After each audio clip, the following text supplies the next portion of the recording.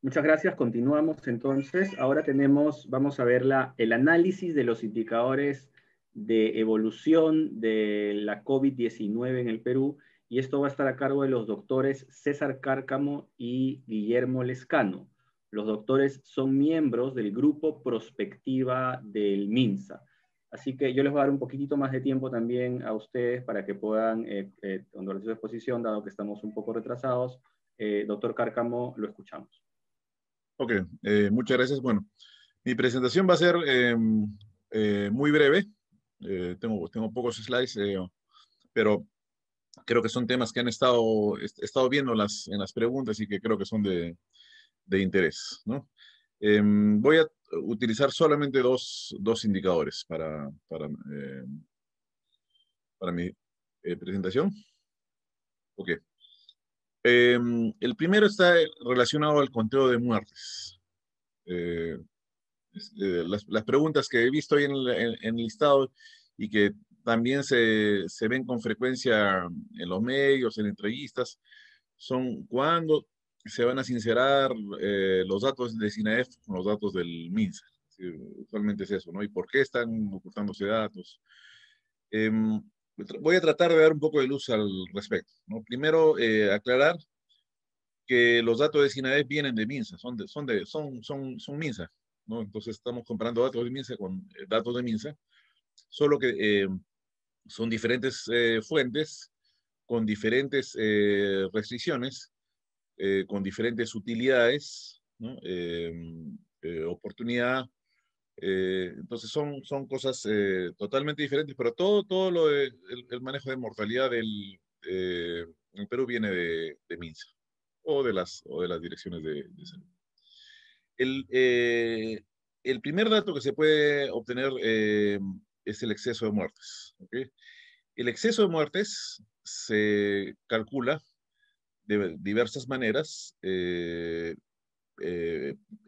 pero la manera como lo he calculado yo es comparando con los datos del 2019. ¿Okay? Todos los datos que lo voy a presentar aquí están basados en bases de datos abiertas. ¿Okay? Y quiero hacer énfasis en esto porque ahora yo estoy en el ministerio, pero hemos estado desde que entramos luchando para que más y más información se ponga en bases de datos abiertas, en formatos sin identificadores personales, de manera que se proteja la privacidad de las personas, pero que permitan que no solo los investigadores del MINSA, sino cualquier investigador en el Perú, en el mundo, pueda ver, pueda contar, pueda analizar, ¿no? Los datos nacionales. Esa es una costumbre, digamos, muy arraigada en países desarrollados, el hacer la información libre.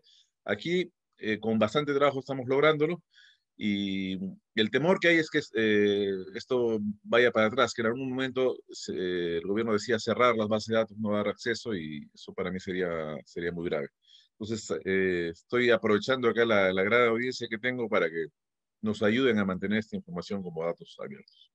Ahora, este sistema SINAEF que fue desarrollado desde el Ministerio de Salud permite que los certificados de defunción ahora se pueden ingresar inmediatamente. Ya le explicó el doctor Rodríguez algo de este proceso, pero básicamente antes de este sistema, los médicos tenían que llenar un formulario en papel, y este formulario era posteriormente ingresado a base de datos, y posteriormente podría ser un periodo que iba desde ese mismo día o algunos días hasta varios años, ¿no? Digamos, las bases de datos se seguían actualizando, se seguían agregando eh, fallecimientos ocurridos años antes digamos, de la ocurrencia del fallecimiento, ¿no? ¿No? Entonces, actualmente, por ejemplo, tenemos ya la base de datos del 2017 para defunciones, pero la del 2018 todavía está recibiendo casos, ¿no? Entonces, es un sistema que trae mucho retraso. ¿Por qué razón? Porque los papeles se quedan atracados. En algunos casos, esos formatos en papel fluyen muy rápido, pero en otros casos tienen un montón de trabas en el camino, se quedan traspapelados, se quedan encajonados, se espera que llegue el digitador y hay un proceso largo que hace que entonces nos enteremos de que una persona murió por dengue, por ejemplo, años después de que murió. ¿Ok? Entonces, eso hace al sistema de inapropiado. Lo que se implementó ya hace varios años en el Perú, tenemos datos del 2017 con ese sistema, es un sistema electrónico que permite que un médico que normalmente hace certificado en papel puede ahora sacar una contraseña para, desde una página web, ¿no? Poniendo su contraseña, él puede directamente ingresar los mismos datos que se ingresaban en papel, ahora en un sistema electrónico. Con la ventaja de que apenas ingresa el dato al sistema, ya está en la base de datos. O sea, transmite la información y el resultado ya está, digamos, en tiempo casi real, desde casi el certificado. Eso es sumamente conveniente y eso ha convertido este sistema SINADEF en un sistema muy útil a nivel nacional. Tiene ventajas y tiene desventajas, ¿no? Una desventaja es que se puede hacer solamente en los lugares que tienen acceso a Internet. Entonces, si yo estoy en un pueblo muy lejano, donde no hay conexión a Internet, ni siquiera desde mi celular, entonces no va a ser posible que yo reporte directamente con este sistema. Esa es una desventaja, ¿ok? Pero en general es bueno, está mejorando cada vez más la cobertura y esto va a permitir, pienso yo, que en poco tiempo lleguemos a todo el país y que todos los médicos estén reportando con este sistema. Ahora, en el área, digamos, en la región de las Américas, somos de los primeros países que tienen un sistema así, que no es una cosa común. ¿Ok? Y eso es bueno y es malo, ¿no? Bueno porque tenemos rápido el sistema, pero malo porque a la hora, si ustedes ven las comparaciones internacionales de exceso de muertes, salimos muy mal en la foto ahí, tenemos un exceso de muertes muy alto. Eh, ¿Comparado con quién? Comparado con países desarrollados. ¿No? Si ustedes ven estas tablas comparativas, hay poquitos países pobres, ¿no? Creo que no hay países más pobres que el Perú en esa lista. ¿Por qué razón? Porque esos países no tienen este sistema automatizado. Entonces, eso es una, digamos, desventaja relativa que a la hora de hacer comparaciones internacionales nos hace quedar mal. Pero en todo caso, el tener la herramienta, reitero, es muy útil para el manejo de datos nacionales, es muy útil, muy útil. Yo he hecho un cálculo del exceso de muertes comparando el número de muertes en el 2020 con el número de muertes en el mismo día del 2019. ¿Ok? Y he obtenido esa cifra. También le he sumado ya para lo que va de enero y febrero las muertes del 2021 con las muertes del 2019. ¿Por qué uso 2019? Porque la mortalidad que se observa en SINADEF del 2019 es mayor que la del 2018 y de la del 2018 mayor que la del 2017. ¿Y por qué razón? La razón es que la cobertura del sistema es mejor, que digamos, está cada vez más completo. No es que, digamos, este crecimiento es superior al crecimiento que podría tener la mortalidad. El sistema cada vez tiene mejor cobertura y está haciendo que se registren más. Entonces, una parte de este exceso de muertes es explicado eh, solamente por un incremento en la cobertura. Entonces, estos casos que he encontrado yo en exceso, estos fallecidos en exceso de 115.965, son muertes en exceso, asumiendo que la cobertura del sistema fuera la misma en el 2019, en el 2020 y en lo que va del 2021. ¿Okay? Eso no necesariamente es cierto.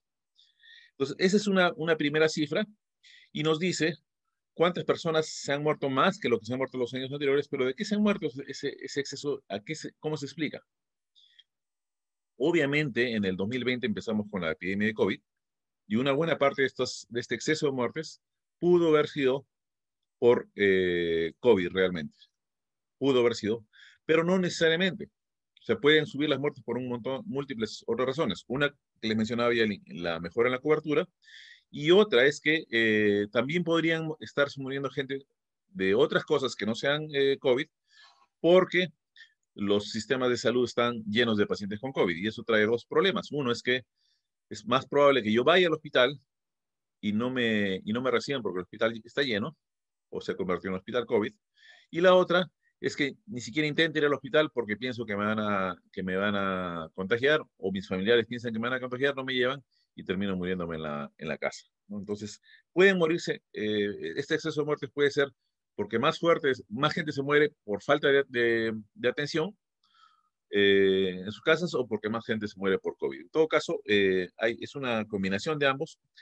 El estudio que yo he realizado muestra que la gran mayoría es de muertes por COVID. Entonces, lo que he hecho yo es con el total de muertes del 2020 y 2021, he visto qué opina el médico respecto a la causa de muerte. El médico piensa que podría haber sido COVID, independientemente de si a esta persona se le pudo hacer o no se le pudo hacer una prueba de COVID. Si el médico piensa que esta muerte pudo ser COVID, lo estoy catalogando como compatible con COVID, ¿no? Y hago el recuento, y eso es lo que obtengo. O sea, a la hora de contar las muertes en las cuales el médico piensa que pudo ser COVID, le puso ese diagnóstico como confirmatorio, como sospechoso, este, tenemos 97.132 y pueden ver ustedes que es casi, está bien cerca de la totalidad del exceso de muertes que se ha observado en el periodo. Fue actualizado ayer. El doctor Rodríguez presentó datos un día más actualizados que los míos. ¿Okay? Entonces, primero que el exceso de muertes es en buena medida explicado por muertes compatibles con COVID. 97.132 de las 115.965 que he podido identificar. ¿Okay? Ahora, hay un problema con estas muertes compatibles con COVID. ¿Okay? En algunos casos de estos, la persona realmente murió por COVID, sea que se pudo confirmar con una prueba de laboratorio o posiblemente no se pudo confirmar, pero era COVID.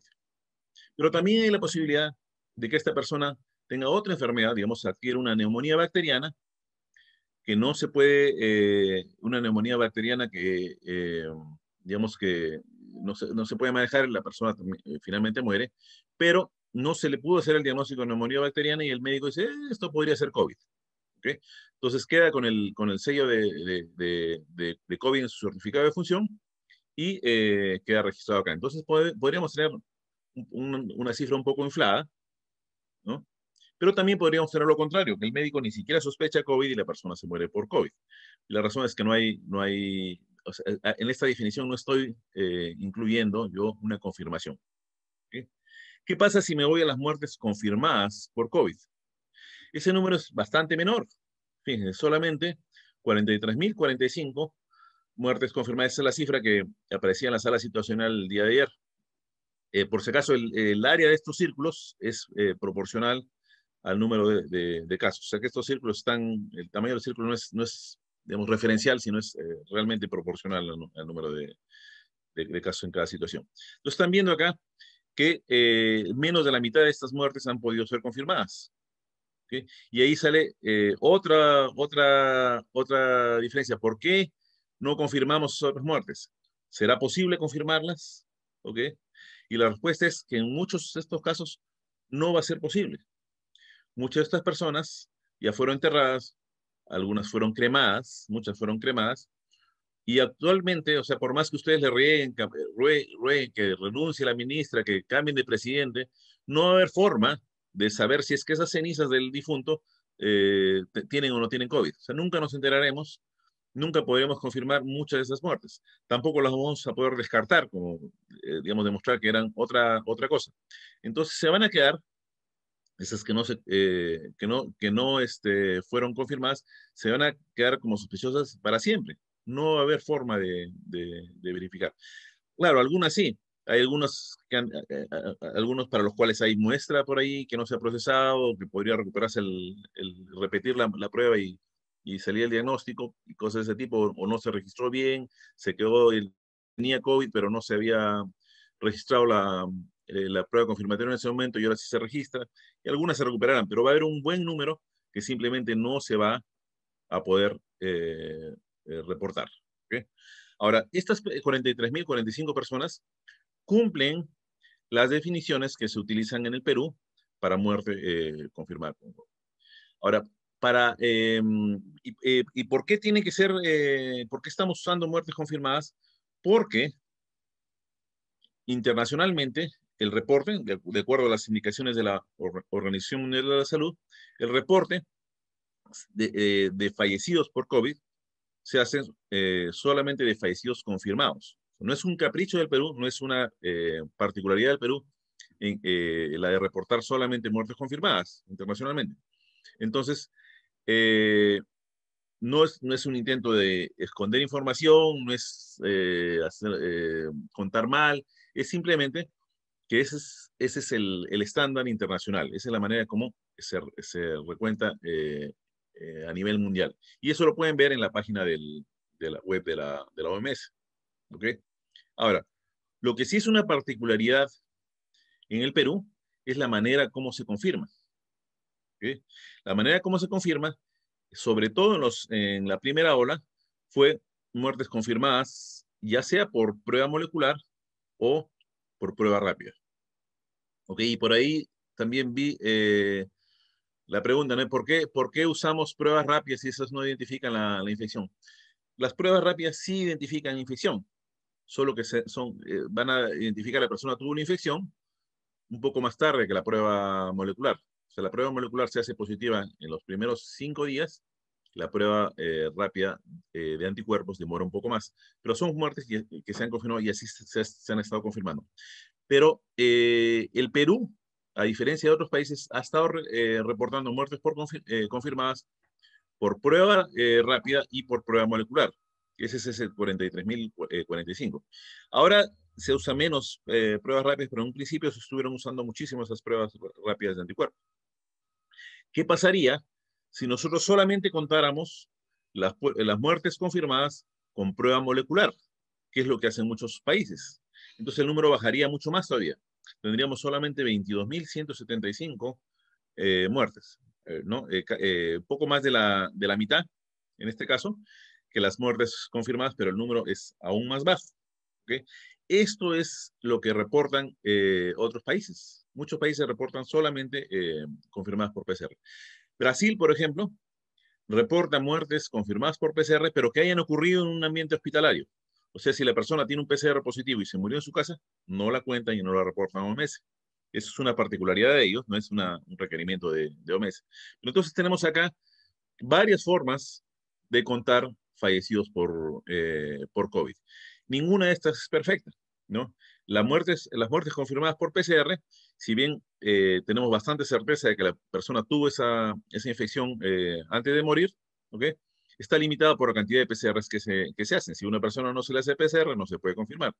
Las muertes confirmadas por prueba molecular o PCR, ¿no? El otro grupo, tiene la ventaja de que, bueno, en el Perú han estado disponibles en mucho mayor número, pero en algunos casos podrían estar contando infecciones antiguas, infecciones digamos, que una persona que tuvo COVID hace un par de meses, su prueba rápida sale positiva y la persona se murió de otra cosa que no era COVID. Y le estamos contando que han confirmado. Hay esa posibilidad. Luego, las muertes compatibles, eh, tenemos, como ya les expliqué, la posibilidad de que en estas personas se haya sospechado COVID, pero que realmente no tuvieran, o al revés, que no se haya sospechado COVID y que sí tuvieran. Y finalmente, el exceso de muertes depende de la cobertura, pero también depende de qué otras pueden haberse incrementado en este año. No todas las muertes en exceso del año 2020 y 2021 pues, tienen que haber sido eh, por COVID, ¿no? Bueno, esta es la figura y espero que esto les aclare un poco el panorama. Todas estas son fuentes del Ministerio de Salud, sino que son simplemente diferentes definiciones y nos dan diferentes figuras. Lo que se ha estado reportando a la OMS son muertes confirmadas. Estas muertes confirmadas por PCR no es el número que se ha estado reportando, pero se tiene ese dato. ¿Okay? Ahora vamos a ver una situación diferente, que es el número de casos estimados. ¿Okay? Se hizo, y voy a restringirme a la provincia de Lima, porque se hizo un estudio de prevalencia. Bueno, el doctor Rodríguez ha presentado los datos del último estudio de prevalencia. Yo voy a usar un estudio un poco más antiguo que se hizo a principios de julio. ¿Okay? Para el 1 de julio teníamos una prevalencia de 25.3% según un estudio que se hizo en Lima, similar al que presentó el doctor Rodríguez.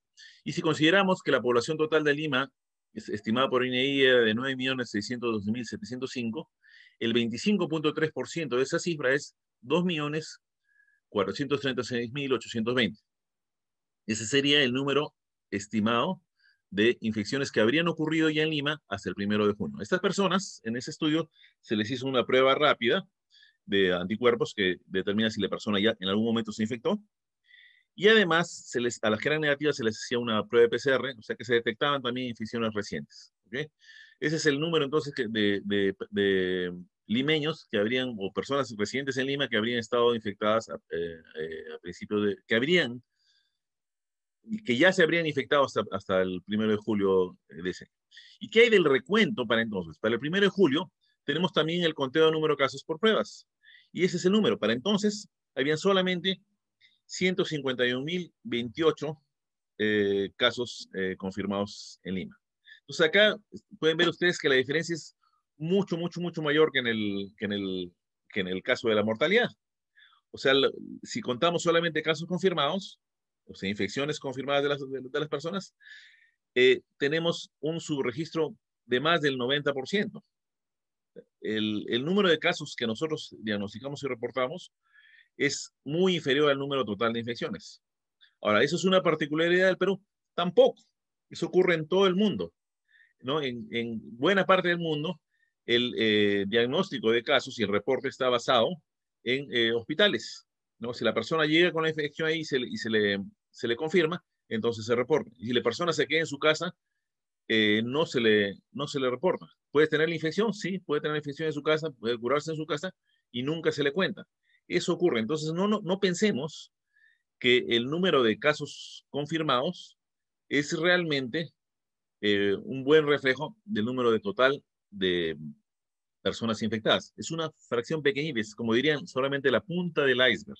¿Okay? El número de infecciones que está ocurriendo realmente es mucho, mucho más grande. Y ustedes seguramente saben de un montón de personas que han tenido los síntomas, ¿okay? Y nunca se hicieron la prueba. Ellos sospechan que han tenido la infección, pero no se hicieron la prueba y no hay forma de que esas personas aparezcan en el registro. ¿Okay? Entonces, hay un montón de otras que ni siquiera se enteraron porque tuvieron una infección asintomática. O sea que usted le pregunta, ¿has tenido COVID? Dicen, no, no he estado sano todo este periodo.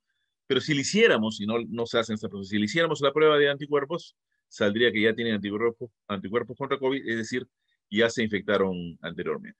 Y son la mayoría, la gran, gran mayoría de las personas el Perú, ¿no? Esto es en Lima, la figura que le estoy presentando que es solo para Lima, donde el acceso a prueba de diagnóstico es mejor que en el resto del Perú. Ahora piensen ustedes un pueblito alejado donde el virus pasó y las personas no se hicieron la prueba, obviamente el porcentaje de su registro puede llegar a ser cercano al 100%, ¿no? 100% si es que nadie se ha hecho la prueba. Entonces, debemos interpretar los casos confirmados como lo que son, casos en los que se pudo confirmar la infección, no son ni de cerca el total de personas que se han infectado. Y esto no es exclusivo del Perú, esto ocurre en todo el mundo. En ninguna parte del mundo se está haciendo pruebas semanalmente, digamos, pruebas de PCR a toda la población, porque es imposible, no se hace simplemente. Siempre van a haber muchas personas que cursan con la infección y ni se enteran. Justamente para esto es que se hacen los estudios de prevalencia, como el que presentó el doctor Rodríguez, en los cuales determinamos qué porcentaje de la población ya se infectó en un determinado momento. Bueno, ¿y qué implicancias tiene eso a las comparaciones?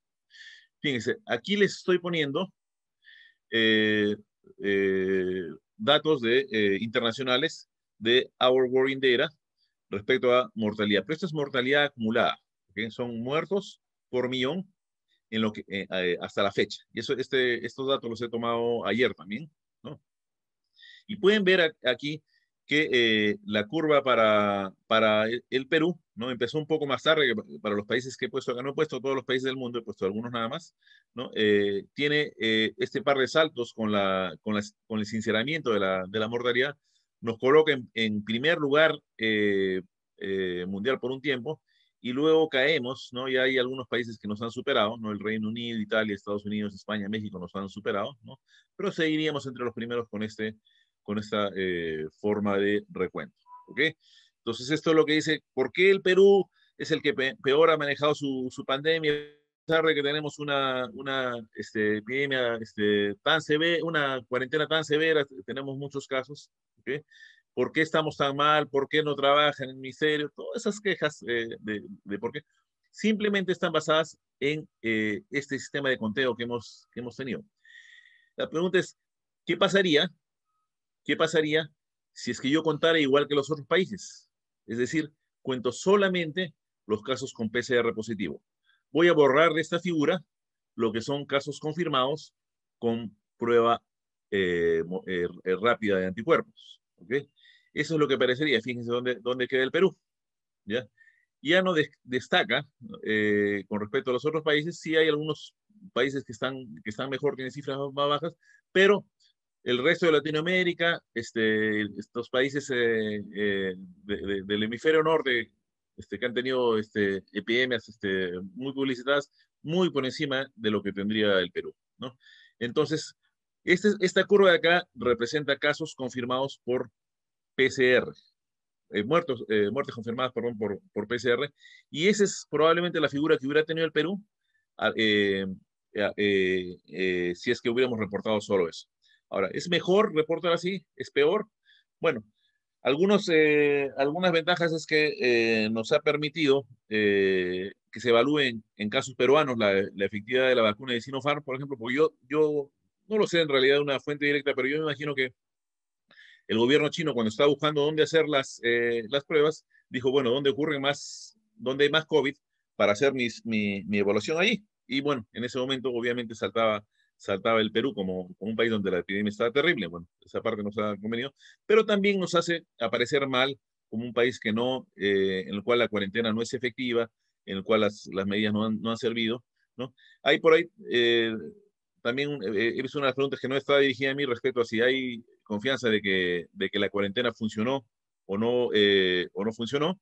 Tenemos evidencia de la curva de casos en la ciudad de Lima, ¿no? Los casos en Lima no tienen la curva que se esperaría para una epidemia bonita como una campana, sino que es una curva que sube, comienza a bajar, ¿no? Luego se comienza a abrir la economía y comienza a subir nuevamente. ¿Ok? Eso es una evidencia clarísima de que la cuarentena estuvo funcionando. Hemos manipulado, ¿no? Las acciones del gobierno han manipulado la evolución de la epidemia, han podido lograr que baje.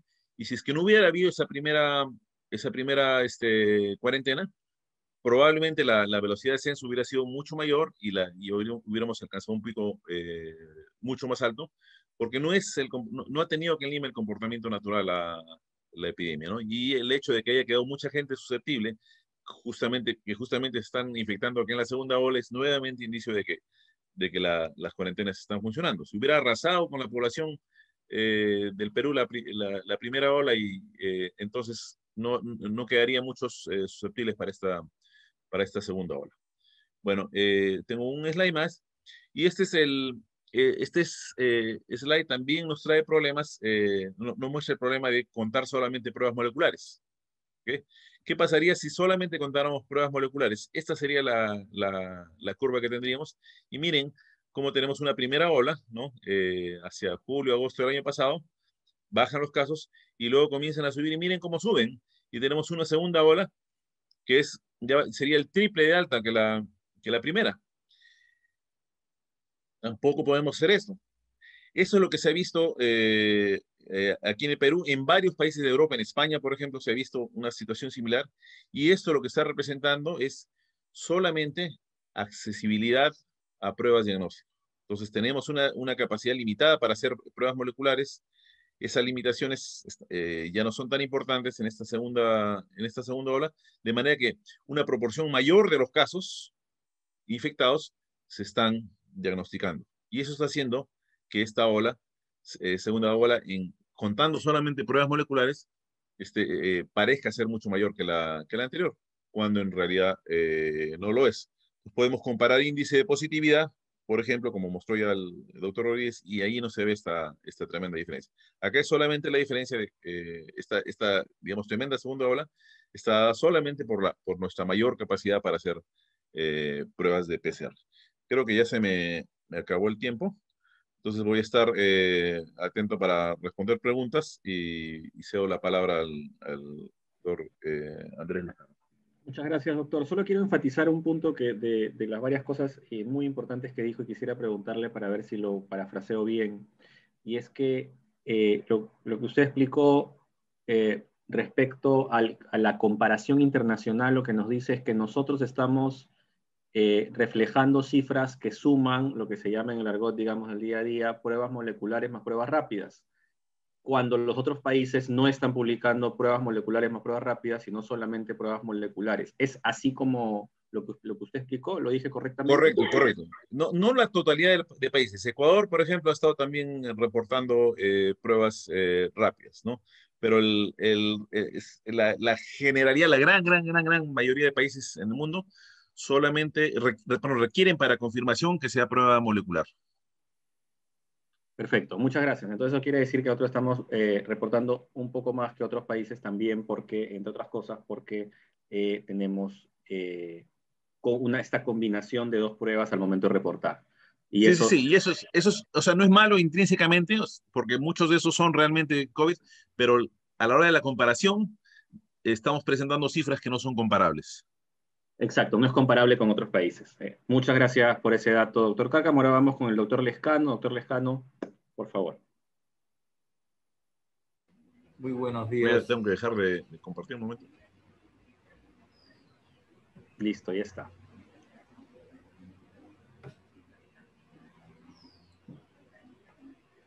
Muy buenos días, ¿me escucha bien? Se escucha, sí. Perfecto, muchas gracias. Quiero primero agradecer la oportunidad de poder conversar con ustedes y poder hablar no de datos puntualmente, sino más bien sobre su interpretación en el contexto de la epidemiología y la bioestadística. Y para ello voy a usar en unas diapositivas principalmente notas para decirles qué puntos quisiéramos resaltar. Primero que todo, aclarar que estoy hablando a título personal, que es siempre importante indicar, ¿no? Nuestros posibles conflictos de interés. Yo soy miembro del Grupo Prospectiva, trabajo para el Ministerio de Salud, trabajo para la Universidad Cayetano Heredia, soy profesor allá, pero no represento sus oportunidades, sus posiciones o opiniones, ¿no? Son solo las mías. Y eso es bien importante porque en toda interacción con los medios, todos tenemos una posición personal y eso afecta nuestras posiciones. Lo otro que quisiera hablar con ustedes es que en epidemiología es bien complicado poder hacer afirmaciones sobre la causalidad de los eventos. En ese sentido, nosotros podemos tener datos, podemos tener evidencia, podemos ver que algo precede a algo, ¿no? Podemos ver, por ejemplo, que hay una cuarentena en marzo y después sube la cantidad de casos y muchos pueden decir la cuarentena no funcionó porque los casos subieron después. Pero para hacer una afirmación de esa naturaleza que implica causalidad, ¿qué es lo que causó la cuarentena? Se requiere más que solamente precedencia temporal. Para eso existen criterios, son muy rígidos, son muy duros, y cuando los epidemiólogos o en general los investigadores hacemos afirmaciones, tenemos mucho cuidado de que esas afirmaciones no impliquen necesariamente causalidad porque necesitaríamos tener mucha información más, que es no solamente precedencia o datos que impliquen asociación entre dos eventos. El segundo punto a indicar acá es algo que en investigación tenemos mucho cuidado, porque tratamos de basarnos en evidencia y separarla de nuestras opiniones personales y nuestras creencias. Entonces, hay todo un rango de afirmaciones que uno puede hacer en base a, o relacionados a datos o indicadores. Se puede hacer desde reflejar preocupaciones, ¿no? Yo estoy preocupado, por ejemplo, si podría decir alguien, sobre la capacidad del ministerio de vacunar al país, porque yo no conozco la capacidad del país. Eso no implica que el país no tenga esa capacidad. El país lo ha venido haciendo por 30 años o más, muy bien, con altísimas tasas de cobertura, pero alguien puede estar preocupado porque no conoce, pero a veces se lo plantea como un hecho. O a veces se esparce rumores. Yo he escuchado, eso lo usa Trump mucho, me están diciendo que, sin absolutamente ninguna base de evidencia. Yo he visto, puede ser completamente correcto, alguien puede haber visto algo, pero no implica que eso es un evento general, masivo, importante y que cambia la trayectoria de las cosas. O yo sé, todos sabemos mucho, ¿no? Basado también en nuestras experiencias. Y creemos cosas. Pero hay una gran diferencia entre tener evidencia y en nuestro terreno de investigación, en muchos epidemiólogos que estamos en el campo de la investigación, haber publicado esa evidencia, haberla discutido con colegas a través de procesos formales de revisión por pares y que esta evidencia tenga un poquito más de validación que la evidencia que podamos tener en mano. Entonces, hay un rango acá, una gradiente de solidez de nuestras opiniones. Algunas opiniones forman teorías o hipótesis o posibilidades. Algunas de estas posibilidades son remotas y otras posibilidades son más frecuentes o más probables. Y hay hechos. Entonces, es muy importante, y nosotros en investigación tratamos siempre de resaltar esto, esta diferenciación. Y creo que es bien importante que esto también se haga al informar al público. Cuando alguien opina, debe decir qué se representa esta opinión. Un hecho, una opinión, una preocupación, o qué en general. Y aquí viene otro elemento muy común. El doctor Cárcamo, el doctor Rodríguez, el doctor Suárez, estamos acostumbrados a trabajar con estadísticas poblacionales. Tenemos datos de origen aleatorio o no aleatorio, de decenas de miles, cientos de miles de personas obtenidas por procesos sistemáticos realizados por decenas de años. Y con eso tratamos de construir nuestras opiniones, afirmaciones. Pero eso se diferencia de eventos puntuales, ¿no? Cuando vemos con el doctor Cárcamo que hay un reporte sobre aglomeraciones en un lugar particular, o sea, en un día, ese evento no necesariamente representa el estado de toda la ciudad. Tal vez sí. Pero ese evento ha sido seleccionado por algo. Tal vez por lo novedoso. Tal vez por lo diferente del resto, o lo llamativo. Y la pregunta es, ¿qué tan creíble lo hace eso por ser tan inusual?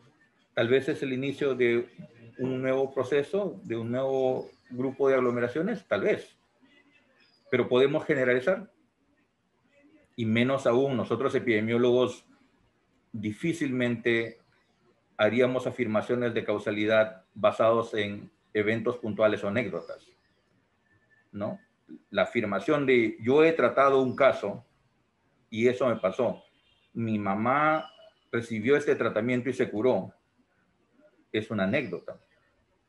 Y como tal tiene validez, pero no necesariamente para generalizar. El otro punto es qué forman nuestras opiniones. Y parte de lo que forma nuestras opiniones es nuestra formación y especialidad. Y en la pandemia hay un gran número de especialidades involucradas porque la pandemia tiene diferentes facetas que están muy expuestas a la opinión pública. Están las facetas que son exclusivamente de la profesión médica. Entonces hay algunos médicos que son especialistas en enfermedades infecciosas o enfermedades, aquí en Perú y en otros países se le llama también enfermedades tropicales. Hay médicos que son especialistas en los pulmones y las vías respiratorias, que son los neumólogos. Hay médicos que son especialistas en el manejo de pacientes en situación de cuidados intensivos. Y yo no soy médico para comenzar, entonces yo conozco muy poco puntualmente de esto. Trabajo con muchos amigos infectólogos en los cuales he aprendido mucho, pero son especialidades médicas y muchas veces clínicas principalmente, o sea, orientadas al tratamiento de pacientes. Muchos colegas tienen especialidad, conocimiento que va más allá de su especialidad, y eso pasa en todas las áreas de conocimiento. Pero nuevamente hay que recordar que estas especialidades usualmente son clínicas. Hay otras especialidades del conocimiento que son biomedia, que están relacionadas a la biología, a la medicina, a la salud en general. Y van desde aspectos de gestión y administración, que incluyen cosas como dirigir un ministerio. Dirigir un ministerio requiere un conocimiento muy particular de la gestión del sistema de salud y cómo está estructurado, bajo qué procesos funciona, que es muy especializado.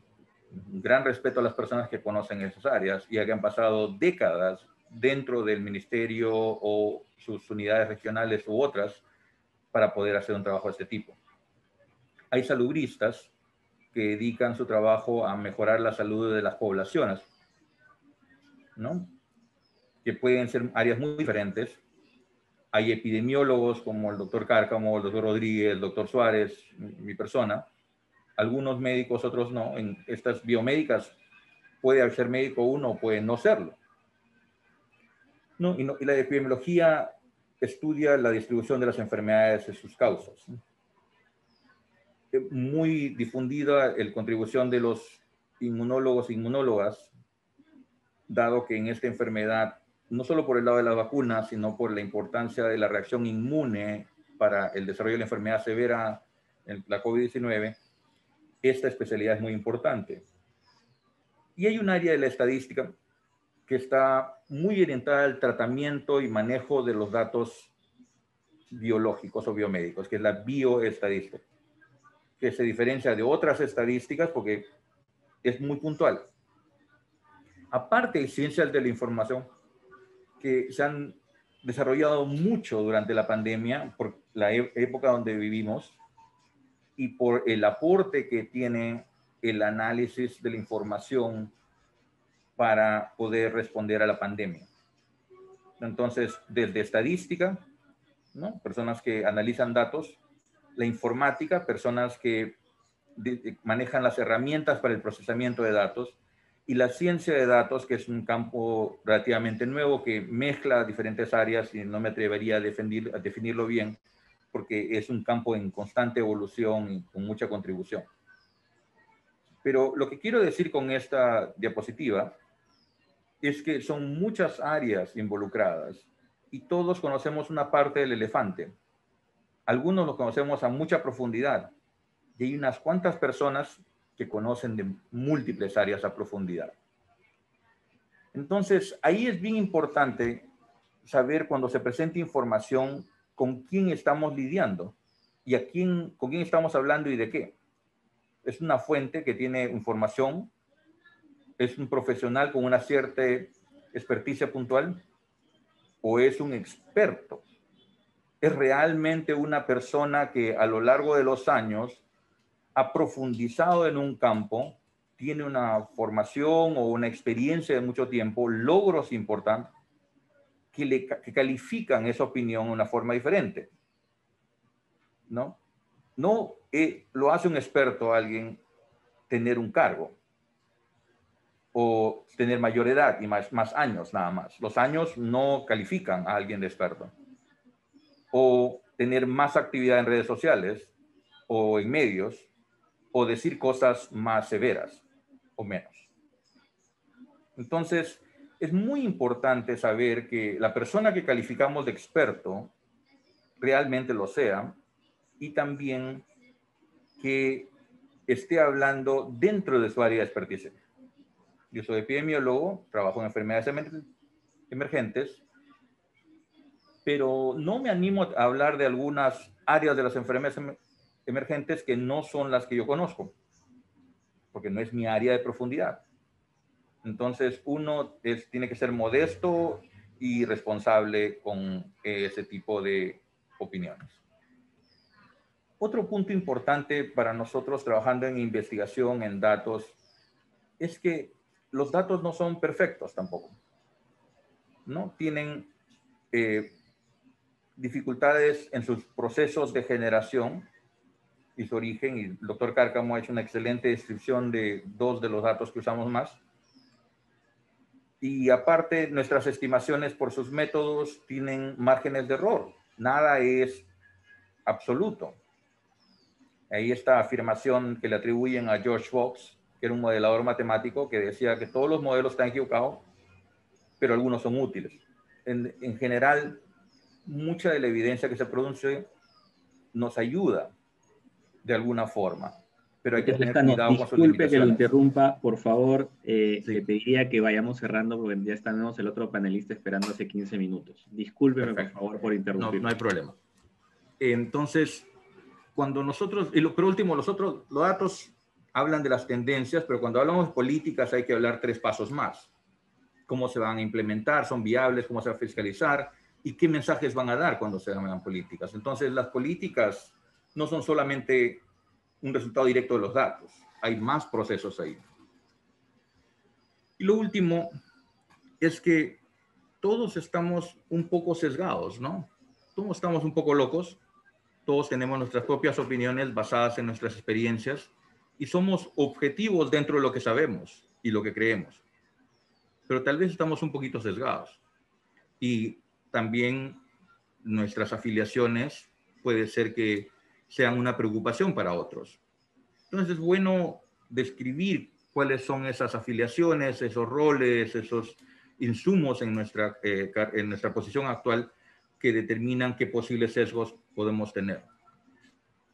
En conclusión, el proceso de informar al público en base a indicadores debe reconocer que estos indicadores, estos datos, no son tan concluyentes como quisiéramos que sean.